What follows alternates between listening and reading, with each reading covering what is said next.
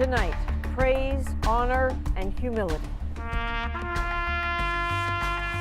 Canadian veterans return to the sands that shaped their lives to receive thanks for saving so many others and remembering the sacrifice of their comrades on the 75th anniversary of D-Day. That's exactly who Andrew Scheer wants to target. What the federal Conservatives see in the Toronto Raptors. Plus, At Issue discusses the final report into missing and murdered Indigenous women and girls. Lowry diving into the seats. And the courtside shove that's taken center stage at the NBA Finals. Plus, Raptors fans bring their enthusiasm to Oakland. This is The National.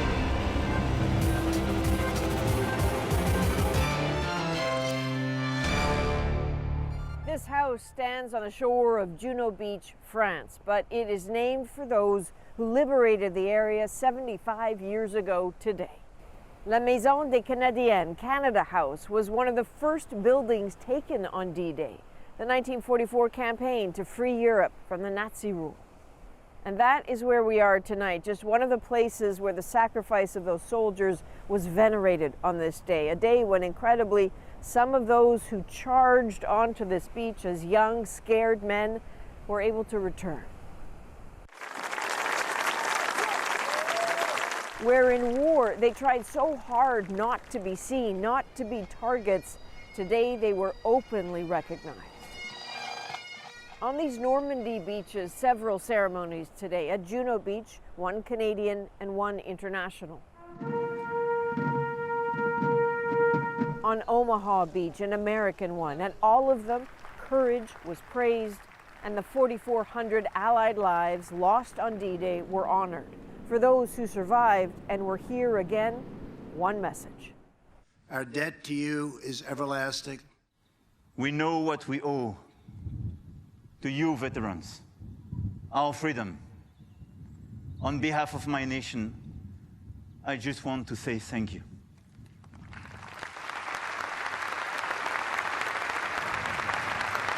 When the horror of D-Day had ended, Canadian troops had forged a special distinction among the Allies, having pushed the furthest into Nazi-held territory.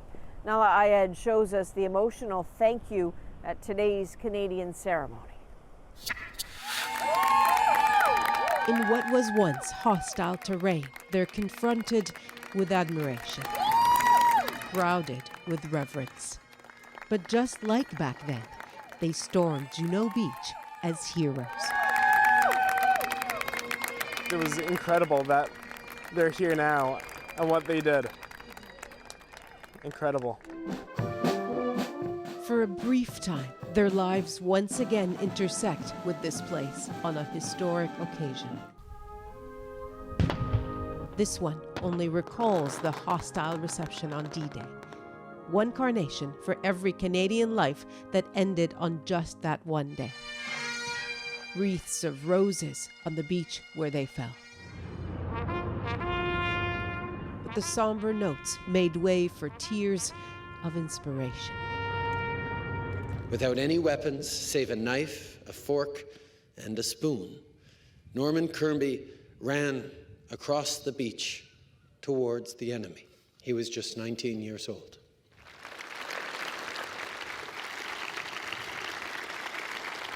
What is the message you want people to take away from this ceremony today on the 75th? Just that they remember what we did and don't goof up, and so we have to do it again. Even this long afterwards, it's hard to forget what it was like. The guns were always there, boom, boom, boom. Bill Anderson helped fight the war, then later tell Canadians about it. And Matthew Holton, veteran correspondent. By guiding reporters through battlefields where he also lost friends. When you're 21 and invincible, your best friend shouldn't be killed. Not fair. And yet, on his first trip back since, he's relished every moment. You could be as sad as you wanted, but you could also be uplifted. It was a magnificent spectacle. D-Day changed history. This likely the last time it's marked with those who lived it. 5 years from now, I'm 98. You think I'd be alive? No. And if I am, I won't be able to walk around like I am. So I think it's my last kick of the cat. They did make the most of yet another journey of a lifetime. Nala Ayed, CBC News, Juno Beach, France. So you saw Prime Minister Justin Trudeau speaking with the soldiers. I sat down with him just after that to get his reflections on this day. I guess my first question is, you know your history, you're endlessly briefed, but on a day like today, I would imagine that there's still a moment or there's something that happened that surprises even you. What was that for you today? Well, one of the moments, today was about the veterans and seeing and hearing them and their stories, watching one of them roll up his pants and step into the water. The impact and the human cost of this is always in your mind. And as someone said, you think of what these families and what the world would be like if these young men had stayed home and continued to grow their families and contributed. But the flip side of that, what would the world be like had we not had D-Day, had we not vanquished fascism in 1944? How much longer would the war have lasted? So there's a sense of one of those fulcrum points in history that we are remembering and that we are recommitting ourselves to today. And what happens for you when you're here and you're paying, such enormous respect to people who deserve every ounce of it, obviously, and yet you know that at home there are people who are critical of your government for the way veterans are handled. How do you deal with that? There's always more to do. What we owe to those who step up to serve their country and their families with them is a debt that can never be repaid. But what we've done as a government over the past 3 years is put $10 billion more to follow through on our commitment for a pension for life that is making sure that our wounded veterans are better off than they were under the old system. We've done a lot. We reopened the Veterans Affairs offices that were closed by the previous government. But this is politics. There are always going to be people saying you need to do more, you need to do more. We are hearing that and we are working on that. Are they right when they say that about veterans? They are right that when they say we always need to do more for our veterans, yes, but they're also right, all the people who recognize that this government has done far more than any previous government for our veterans. My last question, when you were down on the beach with the veterans and it was sort of that lovely chaotic scene, I think all of us watching sort of wanted to lean in and get a microphone a little bit closer. What were they saying to you? It was a tremendous sense of pride for most of them to be able to be here on this day, to be able to represent their comrades in arms who either fell that day or have fallen since. But that sense of accomplishment, that sense of having worked hard to create a better world, and that sense of passing the torch along to the next generations to keep up the fight that they led so valorously. Is that what they were saying to you? Because their arms, there was a lot of animated talk going on. Some of them remember me as a child and remembered meeting my father, and there was a lot of personal connections there as well. But the message was really one of being grateful to be here and grateful for all that we've been able to build as a country and hopeful about the future. Well, this is certainly a place in a country that's grateful for Canada. Thank you very much. Thank you. There were D-Day ceremonies across Canada today as well, including a special event in Halifax. For tens of thousands of troops, that was the departure point for Europe, a threshold between home and the battlefield. Have a look at some of that scene today. Combat boots, coined the Boots of Remembrance, have been making their way across the country, representing the hundreds of thousands of Canadian troops who headed here to Halifax to then set sail for the front lines in Europe. A visual reminder of all those who traded in their civilian shoes for military combat boots. We have several veterans of that storied campaign joining us here today. It was impossible to imagine the chaos, the destruction, the horror of what happened on that day. When you come from a country like Canada, where war does not exist. When you grow up like me in a country where war does not exist, it's unfathomable. We have a duty to remember. We are not done remembering what Canadians and the Allies did here. Later, a woman who put her life on the line behind enemy lines, days before the first Allied boots hit the beach. She learned how to make bombs. She learned how to blow up bridges. She learned how to do silent killing. She did 4 practice jumps, and then the final one was the parachuting into France. This British-Canadian spy's life of danger, daring, and love. We'll be back from Canada House with that story a little later on The National. Until then, it's back to you, Ian. Thanks, Adrian. Well, right across this country, many people today talking about Game 3 of the NBA Finals. The Toronto Raptors win, of course, over the Golden State Warriors, but also that incident involving Kyle Lowry and a high-profile spectator that crossed the line. CBC Sports reporter Devin Haru has the latest. Here's what happened last night in Oakland. In the fourth quarter, Kyle Lowry dove for the ball and landed in the first row. That prompted this shove and Lowry's heated reaction in the moment on the court and then later off it. I'm trying to help my team get a possession, and it just sucks, man. It just sucks that you got people like that. But I think, you have to give Kyle a lot of credit in the way he handled it. Today, we found out who shoved Lowry. No ordinary courtside fan, but 59-year-old Mark Stevens, a part owner of the Warriors. The reaction has been swift. First, the Warriors apologized in a statement. Then the NBA fined Stevens $500,000 and banned him from attending games for a year. But Warriors star Steph Curry says, don't judge the whole franchise. And I know Mark is apologetic and whatnot, but we'll handle that situation. In a statement tonight, Mark Stevens said, what I did was wrong and there is no excuse for it. Mr. Lowry deserves better, and I have reached out today in an attempt to directly apologize to him. I fully accept the punishment administered by the NBA and the Warriors. Earlier today, Lowry had this to say about Stevens. I don't know him. I don't care to know him. He showed his true colors at the time, and, you show what you're really about at that time in that moment. It could all become a distraction, but just 2 wins away from a title. Lowry and the Raptors can't afford that. Game 4 goes Friday night at Oracle Arena. Mark Stevens won't be there to see it. Devin Haru, CBC News, Oakland. Now, however the incident plays out, it can't take away from the excitement of the Raptors' spectacular run. Canadian fans are in the Bay Area in force, and even without a Jurassic Park, they are finding each other and they are making noise. Our Greg Ross shares some of their energy tonight.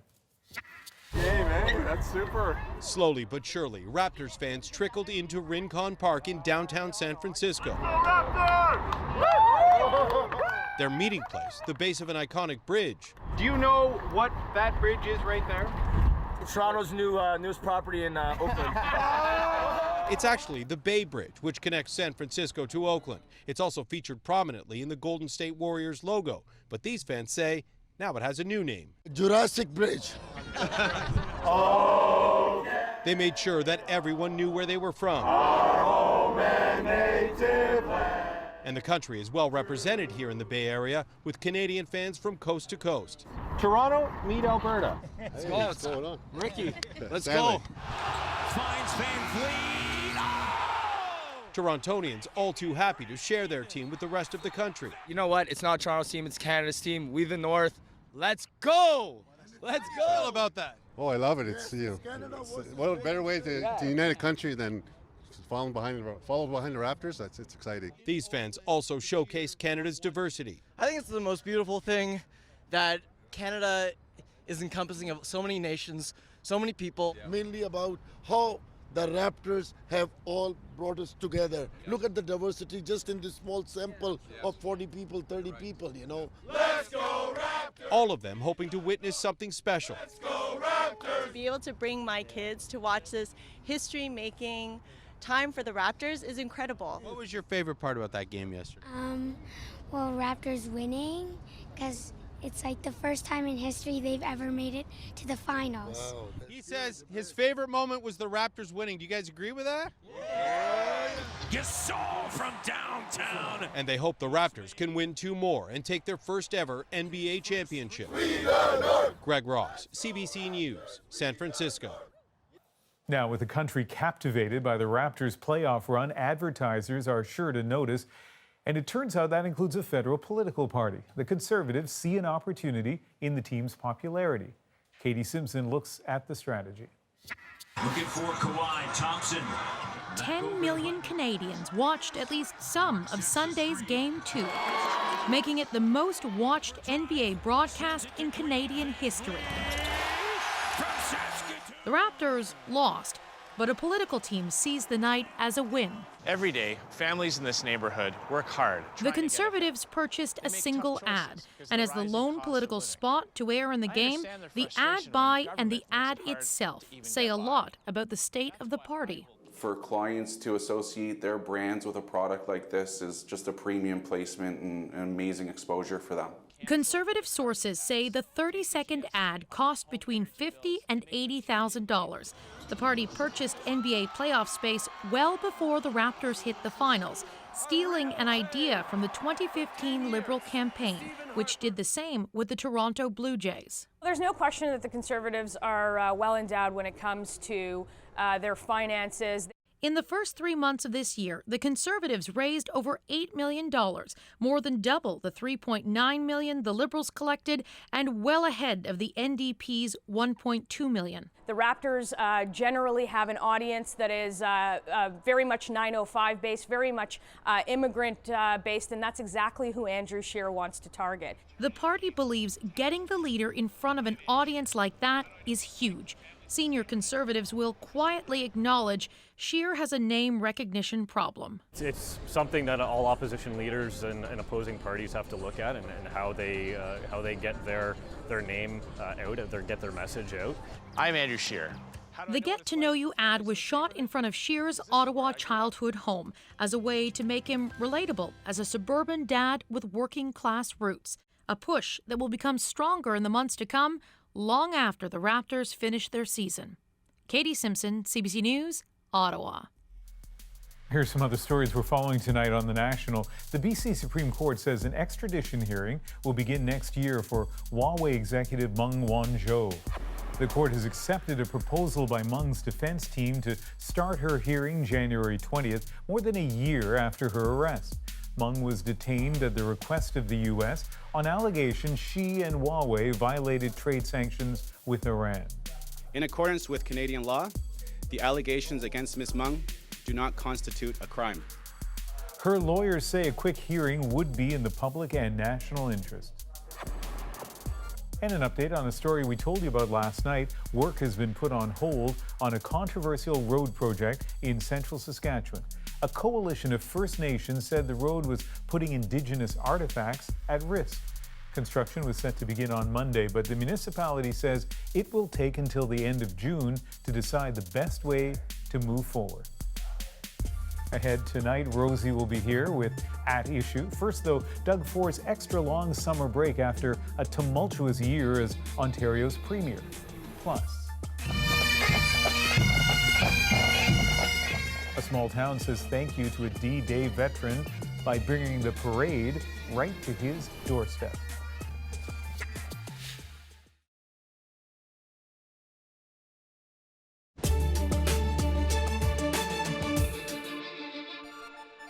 Mr. Speaker, I could go on and on about the great things we've done. Over 255. Thank you. Thank you. Ontario Premier Doug Ford on the eve of the first anniversary of his electoral victory, giving the provincial legislature an extended break, 5 months off until the week after the federal election. Not everyone would agree with Ford's assessment of his first year, and now there are questions about the reason for that extended break. Chris Glover takes a closer look.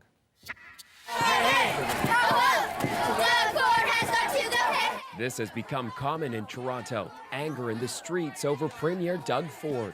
This enraged group wants Ford to stop education cuts, which would eliminate teaching positions and increase class sizes. He's still most popular outside the big city. Well, let's give him more time and power. 1 year is not enough. But even that support is cracking. Isabel Hayes gives Ford a failing grade. He interfered with education as soon as he started. And while he still certainly has support in this small town, I'd rather see the cuts than the bankruptcy.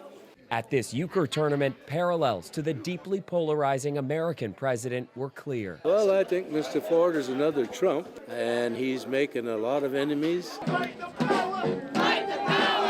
There have been several unpopular decisions, turning back the clock on sex education and cutting the number of Toronto city councillors in half. He's just proved all my fears. He just proved everything. You're too afraid to face us because you're failing kids across the province. Protests over changes to autism funding saw Ford retreat. He also had to temporarily backtrack on cuts to public health.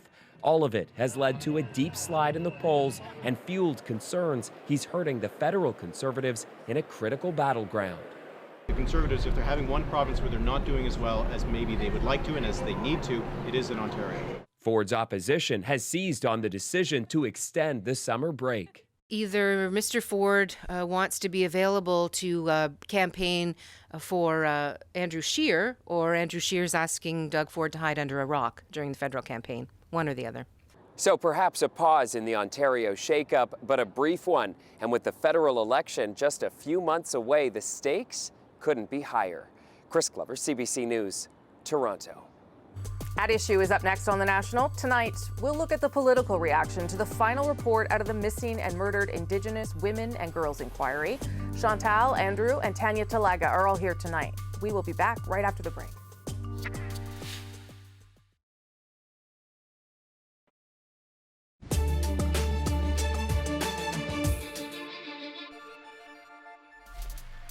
Nigel Farage's Brexit party has failed to win its first seat in the British Parliament less than 3 months after the party was formed. It was riding a wave of success following the recent European elections, the Labour Party retaining the seat.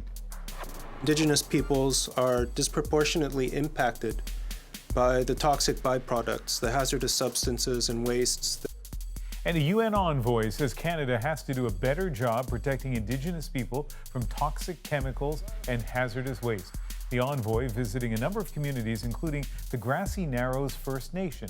It's been struggling with the long-term effects of mercury dumped in its river 50 years ago.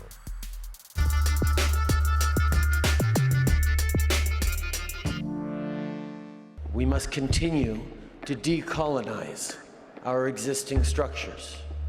And the racism, sexism, and economic inequality that has allowed such violence against Indigenous women and girls to prevail must be eradicated. The National Inquiry formally presented their final report, in which they found that the tragic violence that Indigenous women and girls have experienced amounts to genocide. We accept their findings, including that what happened amounts to genocide. The Prime Minister carefully choosing his words after the final report into the inquiry for missing and murdered Indigenous women and girls was delivered earlier this week, saying he accepted the findings of the report, including the word genocide, but he didn't go so far as to say the government agreed with that conclusion. So why is that? At Issue is here to dig into the politics around the report. Chantal Hébert is in Montreal, Andrew Coyne is in Toronto, and Tanya Talaga is also in Toronto tonight and joins us for the first time. Nice to see everybody. Let's start with the Prime Minister's response. I wonder what difference would it have made to the notion that this is genocide, as the inquiry puts forth, if the Prime Minister had owned that word himself. What difference would that have made politically, do you think, Chantal? I'm not sure, but I think the fear on the part of the government, and not only the government, the word genocide did not resonate in question period, even from the NDP benches, as far as I could tell, was that there was pushback as soon as the word was out, and a lot of the pushback came from people who are otherwise not the usual suspects in questioning every move that the government makes on the front of Indigenous reconciliation. So I think the Justice Minister summed it up best, David Lametti, when he said that the government did not want this to become a debate over whether it's genocide or not, in a way that takes away from everything else that is in the report. And the Prime Minister said that too, that his focus now, he wants to shift to doing the things in the report. But Andrew, what was your reaction when you heard that very careful language, also always in the past tense? I noticed, you know, that we recognize that it was genocide as opposed to it is, which I think is what the inquiry was pushing. Yeah, and the inquiry was careful to define it in a term, in a way that is different from, I think, the commonly understood definition of the term. It's by its nature an extremely inflammatory term. It may have a lot of justice behind it, but you can understand why anybody in elected politics would be careful around that word.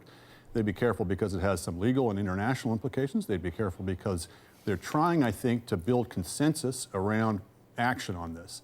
And the broadest possible consensus is not necessarily going to be found around that word. I think you will find consensus around people saying we have to act. We are implicated as a society in the state of Indigenous women and the terrible things that have happened to them. So I think everybody on all sides is trying to find a way where we can actually get forward and make action on this. It may have had the service of kind of rubbing our noses as a society in what has happened, but I think at this point we want to get beyond debates about words and into actual actions. What do you think, Tanya? Do you think that the debate around the word is useful, or that, as the Prime Minister has suggested, we need to move on to something else? It took a long time for the Prime Minister to say the word. You know, it took about, oh my goodness, it took 8 hours and it took 24 hours for him to say it with a little bit more conviction. But you know what? We need to get Canadians to say the word too. This is something that we have to teach Canadians, because we can't say this as if it's something that happened in the past. It's actually still going on right now. We're still seeing so many of our women dying. We're still seeing so many of our children taken away by children's aid societies. We're still seeing all of the same problems like lack of housing, lack of clean water. All of these things amount to what we've seen in this country, which has been a genocide. Are you or any of you worried about the fact that we are 5 months from an election, and that 231 calls to action have been, calls to justice have been made? Some things have already been started with this government, but some are brand new. Some are new ideas. And is there concern that this is one of those reports, in spite, again, what the Prime Minister said, this isn't going to collect dust, we're going to move forward? The reality is there's an election, and we may end up with a different government, and I wonder what happens to this report in the next 6 months even, Chantal. I believe every party in the House of Commons wants to do better on this file. I am not convinced that with the same degree of political will. As we speak in the Senate, Conservative senators are using every trick in the book to prevent a vote on a bill that would align, or say that we should align our laws with the United Nations Declaration on Indigenous People. So that doesn't kind of scream political will on the side of the Conservatives.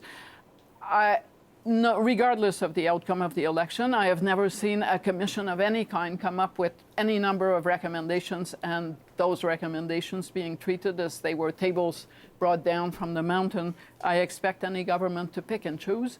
Sure. Not all the recommendations are addressed to the federal government. But bottom line, yes, I do believe that the parties in the House of Commons, there is not a I don't want to do anything party among the parties on the ballot. Andrew, what do you think that there is enough political will writ large to do at least some of what is there, if not all? Yes, and I agree with Chantal that as with any commission of inquiry, any set of recommendations, they deserve careful scrutiny. And not all of them are going to be well considered, not all of them are going to be affordable, not all of them are going to be beneficial. There's lots of sensible stuff in there, but it wasn't handed down to us by God. So I hope that there will be a proper procedure. I hope we don't do either rushing into doing all of these things just because we want to show that we care, and I hope we don't just let it sit on a shelf either. So you want the middle path there. Tanya. Well, I think that Marion Biller and the commissioners have done an incredible job, and I think that there are things we could do right now before the election comes, because we don't know what's going to happen with the election. And so right now there are things we could do right away. You know, why not get an ombudsperson right now? Why not start a task force on the women that we have lost, a new police task force looking at that? Why not take a harder look at the justice system? You know, but there are incremental things we can do right now, and there's no excuse for not doing those as we work on a greater plan. I still think this country is still digesting the TRC Commission's calls to action. There are so many in there. Many of what we're seeing with the calls to justice with this report, they mirror those. You know, this also mirrors what we've seen at the CHRT with Cindy Blackstock, you know, the calls for equity in our society. The time is now, and we need a national plan to work on that. And so I think that we could get started on that plan. You know, let's build the basics now, and then let the election come. It was, not that I've read all of it, because it's a very big report, but the parts that I've read, they are difficult to read, you know, for Canadians. It is difficult to sort of digest that. And I wonder if that makes it a more politically sensitive issue, if that makes it harder to talk about. Maybe it doesn't matter that it's hard to talk about, but I wonder if it makes it politically more difficult. I don't believe that for 1 second, that reality in a report should make it more difficult to implement. There are two different things. One of the reports that was the hardest to read and that was mostly implemented dealt with the situation of women in Kingston, in jails in Kingston. Yeah. That wasn't pleasant to read. That is the point of having commissions. They're not there to make you feel good. And they shouldn't exist if they're not dealing with an issue. Yeah. So I don't think that makes it difficult. But to the point that we're getting close to an election, I don't believe that at this juncture, with 3 months to go, A, the government has the capacity to come up with a coherent national plan, but B, that it should and manage to avoid having it become a political football in the election, which is not necessarily a desirable outcome. Yeah, it did. I mean, it did sound like when I interviewed Minister Bennett earlier this week that the task force that they want to put together with families, with all the players, with different people, that this too will be a conversation now. How do we implement these kinds of things? So it's not going to happen overnight. Tanya. No, it's not, but let's get started on the work now. You know, we've been waiting for over 150 years in this country to achieve some resemblance of equity. So why are we going to wait even longer? I think that we need to move forward. And as with, you know, when we're talking about genocide, this is not something that's come out of the blue. This is something that Indigenous people have been talking about for quite a long time, you know, and the TRC also brought this up 4 years ago, actually almost to the day of the release of the National Inquiry's report. They called it cultural genocide, but the commissioners chose this time around just to say genocide. They called it like it is. And, you know, it's an uncomfortable truth, and we all have to deal with this in order to move forward as a nation. Could it be part of an election conversation, Andrew? Not whether it should be, but could it be? Because maybe it's not something that everyone wants to sit around debating during an election, because it is difficult. And because it's rife with capacity for misunderstanding, for high expectations that get disappointed, for people to be attributing bad faith to each other. These are explosive types of topics. They can be debated, but you know, Kim Campbell famously said an election's not time to talk about serious issues. I don't generally subscribe to that, but this kind of issue, I think we want to be really, really careful around, especially in the fevered atmosphere of an election campaign. Okay, well, this was a good place to have a good conversation about it, so we're beginning there. Thank you all very much, appreciate it. Before we go, be sure to subscribe to At Issue, the podcast, for extra content. This week, we're going to talk about the Justice Committee's vote to remove one Conservative MP's controversial remarks entirely from the record. Look for it on iTunes, any major podcast app, our website, cbcnews.ca/The National. We'll be back after the break from Juno Beach with the story of a Canadian couple and their secret mission behind enemy lines in the days before D-Day. Because we knew that the Allies had landed, we had a lot more confidence to do what we had to do. It was open warfare, and we managed to do quite a lot of damage.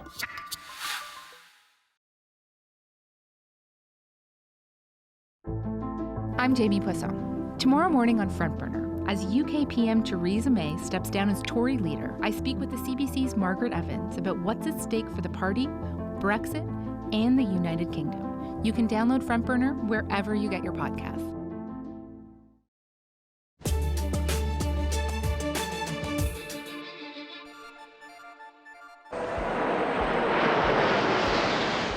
The joint colors of France and the United States painting the sky over Normandy today. Just one of the many symbolic ways the 75th anniversary of D-Day was marked.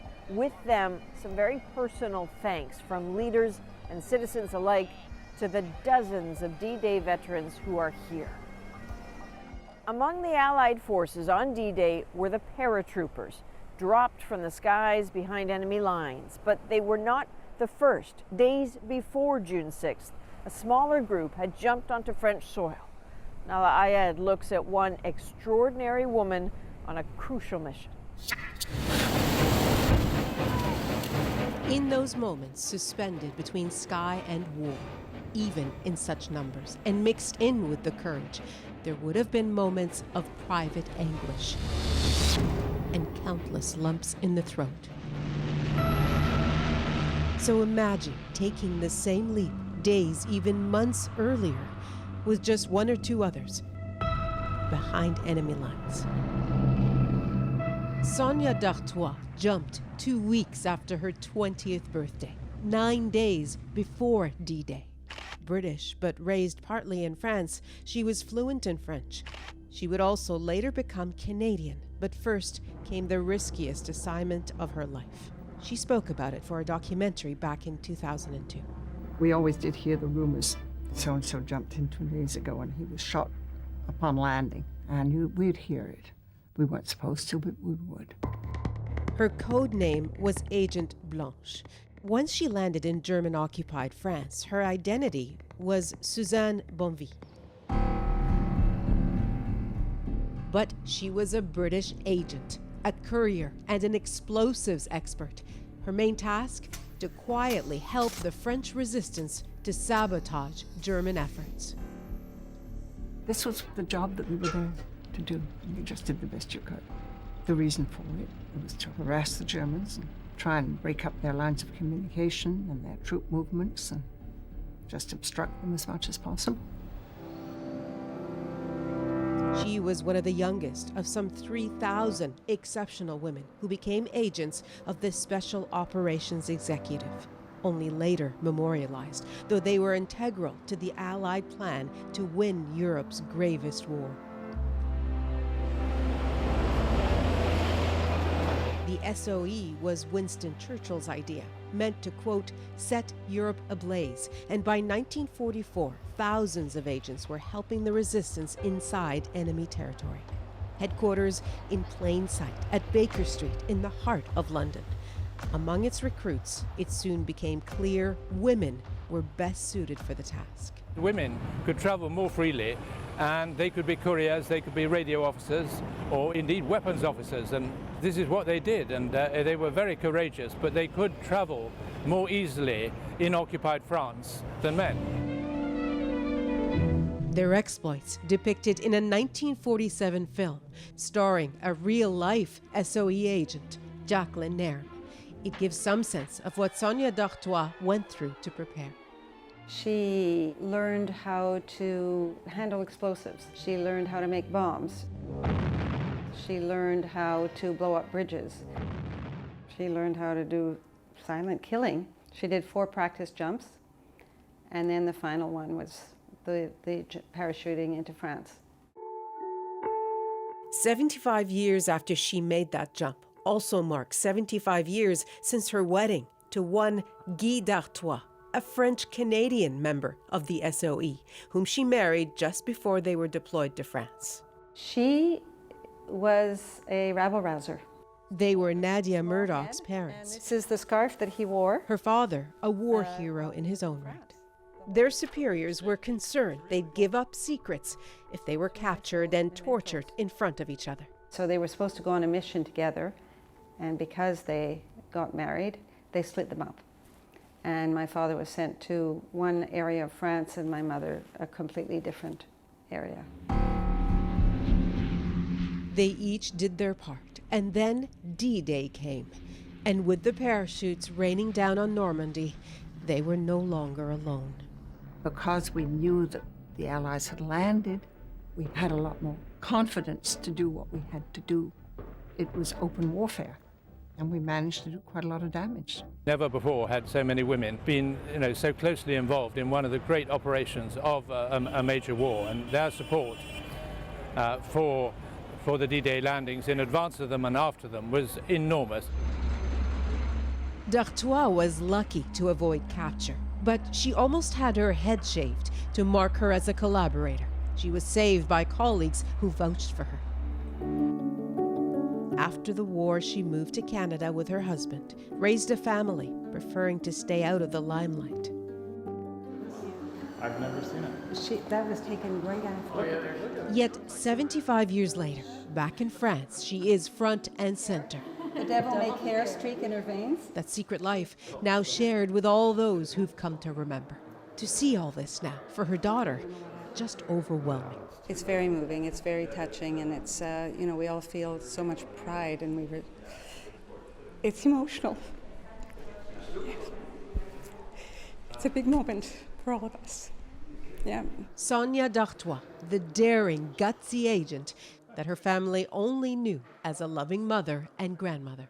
Very humble and just soft and gentle. And I think that's really beautiful to be able to be both, to be very strong and very brave. But I think the most brave thing is to be able to be gentle and soft. I do think it's important to make the journey and to respect the past and the sacrifices of the past.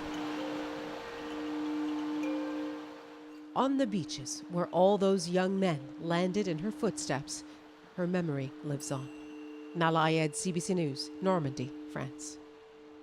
It took tens of thousands of individuals like that, each with their own story, to make the D-Day campaign a success. Again, Canadian historian Margaret McMillan is joining us once more tonight. Margaret, last night we talked about what the soldiers must have been thinking the night before the invasion. Take us back 75 years ago this night after the first full day. Well, now they knew what an invasion was like and what war was like, and a lot of them hadn't known that before. And they were on the beaches. There were 5 separate beachheads, but they hadn't yet joined up, and so they were still hanging on really by their fingernails. And so what they were wondering about was what the morning would hold. The Germans had already tried to counterattack. They were still hanging in there. But the next day was going to bring more fighting. Everyone knew that. And it's a bit unimaginable, but can you imagine for us what would have happened if D-Day had not succeeded? It's very difficult to tell, but it's quite possible that the Germans might have managed to hold the Soviets in the east and made some sort of peace, in which case you would have had a Europe dominated by Germany. The Americans might well have turned their attention to the Far East, where they were waging a war with Japan. And so this landing really mattered. Margaret, again, thank you very much. Thank you. That. And so let's take a last look at what was, for some of the Canadians here this day, a first look at that beach and that water since they were here as young men. And if there is a standout moment on a day full of them, it's that. And it looked like they didn't really seem to want to leave the beach, or maybe leave behind the ghosts of the young friends they last saw here. That is it for us from Juno Beach. Ian, back to you. Such nice coverage. And up next, our moment, a Canadian veteran honored by his community right on his doorstep. He doesn't get out anymore, and that people were forgetting him. And she said, people remember.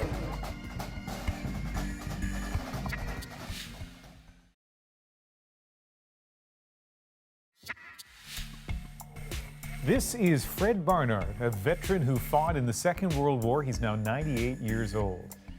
Fred has a hard time getting out of the house these days, so today his community went to him. The small town honoring their local veteran is our moment.